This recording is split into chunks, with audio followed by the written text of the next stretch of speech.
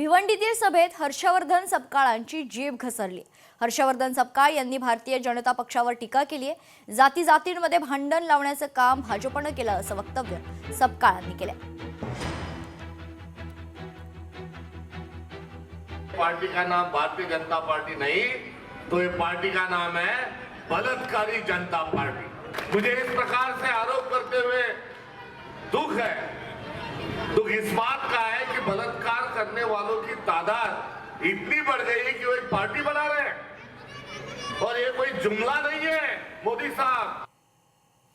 एकनाथ खडसेंनी महायुतीवर जोरदार हल्लाबोल केलाय। निवडून आल्यावर गुंडगिरी करतील अनेक उमेदवारांना माघार घ्यायला भाग पडले।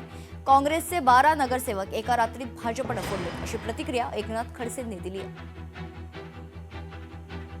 आज अलीकडे काय पाहताय, एकाला तुम्ही राजीनामा द्यायला लागता, पण जे उमेदवार तुमच्याजवळ गुन्हेगारी प्रवृत्तीचे आहे, ज्या ठिकाणी मर्डर केलेले आहे, जे पाईप चोरी केलेले आहे, जे अनेक ठिकाणी ज्यांच्यावर गुन्हे वेगवेगळे दाखवायला गेलेले आहे, नाशिकसारख्या शहरामध्ये असेल, जळगावसारख्या शहरामध्ये असेल, अशा अनेक शहरांमध्ये अशी गुंडागर्दी करणाऱ्या लोकांना तुम्ही तिकीट दिलं, त्यांचं काय?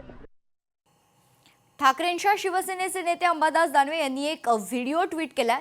यात मारहाण करणारा माजी नगरसेवक अतुल सावेंचा माणूस असून क्रूरता समोर आल्यानंतर कोणी मंत्रिपद गमावलं। मारकुटा माजी नगरसेवक मात्र कायद्याला भीक घालेना। व्हिडिओ कधीचा याचा दानवेंच्या ट्विटमध्ये उल्लेख नाहीये, मात्र मारणारा कोण आणि मार खाणारा कोण हे देखील अजून अस्पष्ट असल्याचं माहिती आहे।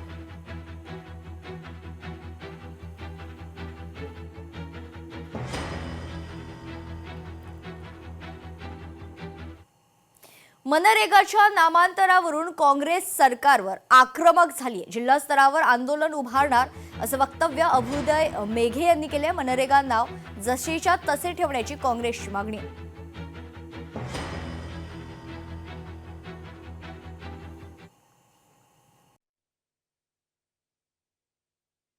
मनरेगा ही राष्ट्रीय ग्रामीण भागातल्या लोकांना रोजगाराचा अधिकार देणारी योजना होती। तिच्यात बदल करून विकसित भारत जी रामजी या नावाने नव्याने प्रदर्शित केलेली आहे।